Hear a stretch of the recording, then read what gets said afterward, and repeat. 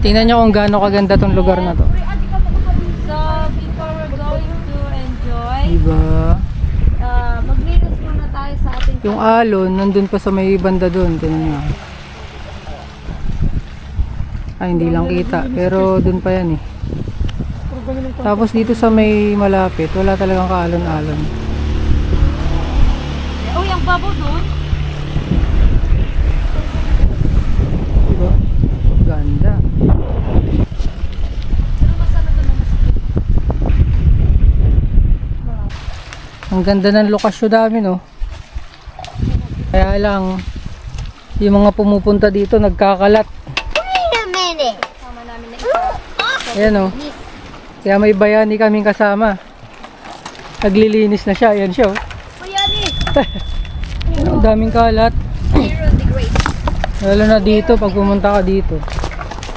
Yung mga pinagkainan. Yan, oh. Yan, oh. Wala man lang nagdala ng sako. Sayang yung lugar. Ang ganda pa naman.